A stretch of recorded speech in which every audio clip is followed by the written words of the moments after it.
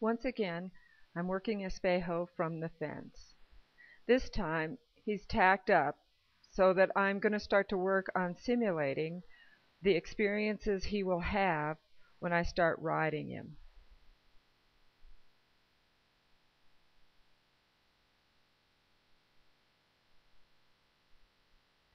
Now, since this is just the second time I've worked him on this, he's a little bit rusty still, figuring out just what exactly I'm asking him to do.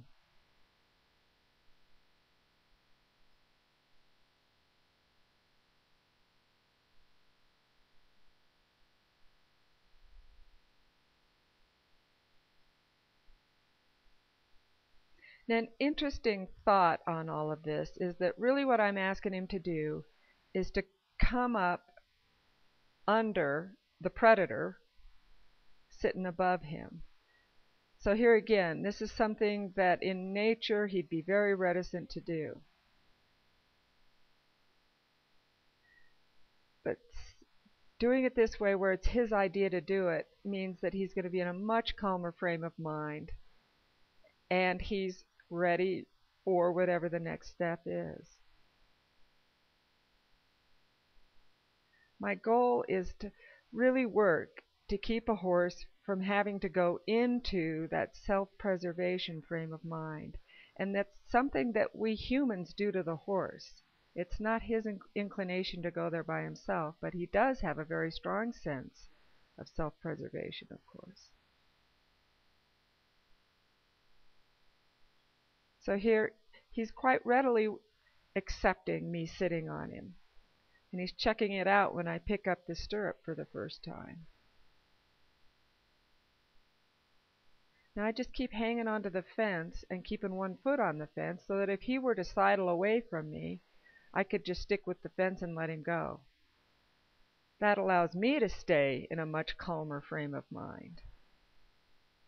Now here, I'm just swinging the rope around his head because the first few rides I'm going to be doing in a halter with just the lead rope. So as I ask him to switch directions, I'm going to have to flip the rope around his head like this to do that. So once again, I'd rather he's not just totally surprised by it. Clearly he's really pretty blasé about it.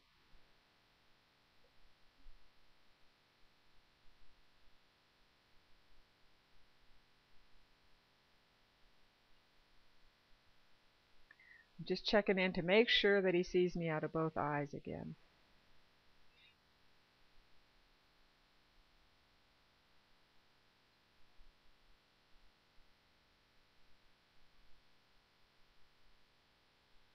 Okay, now I'm going to ask him to swing away from me so that I can work on getting on him from the other side. And here I'm using my leg to actually kind of poke him in the side so he starts to get that thought of moving away from that pressure. There he goes.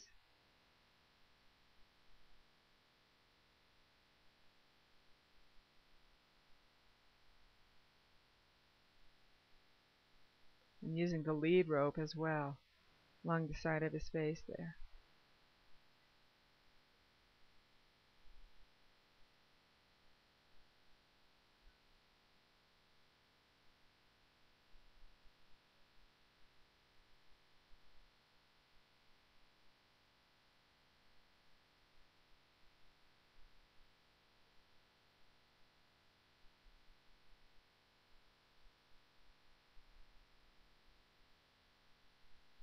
Pretty nice.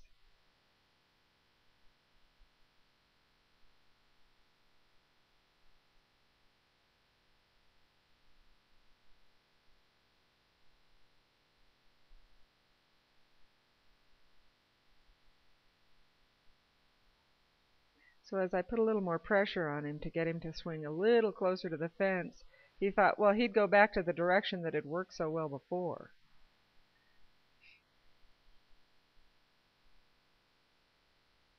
Here we go.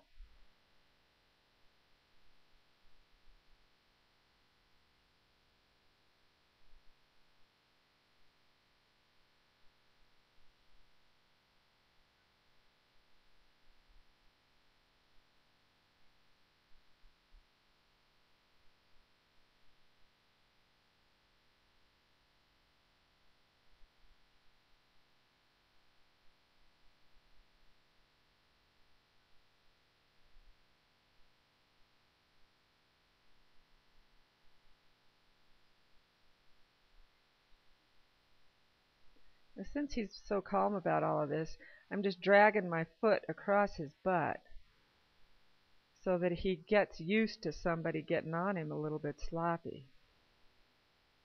Sometimes we can tiptoe around these guys so much that they don't get exposed to real world happenings.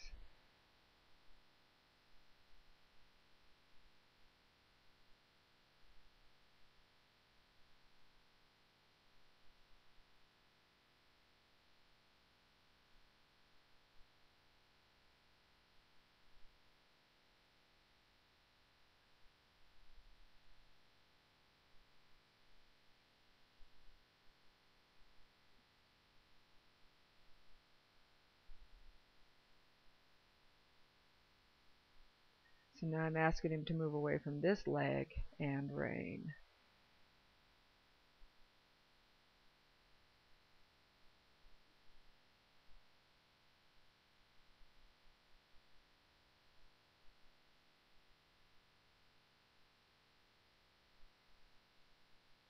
Now, I make these decisions about whether to proceed on based on how well they're accepting what I've already done. And since he's so relaxed about all of this, I'm going to go ahead and put weight in the stirrup so that he can get the sense of what that feels like, having me step up from the ground to get on him.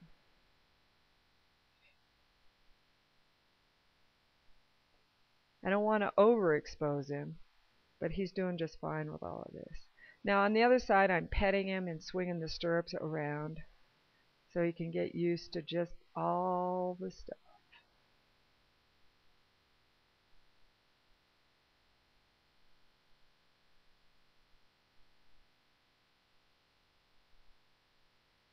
So we're really getting to where we've got a lot of the pieces in place here for riding him.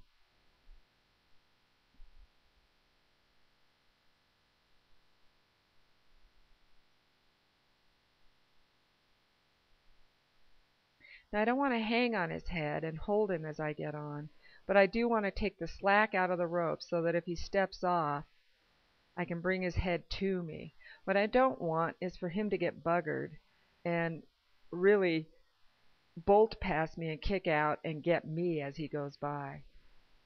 I also want his attention on me, so he's aware of what's going on.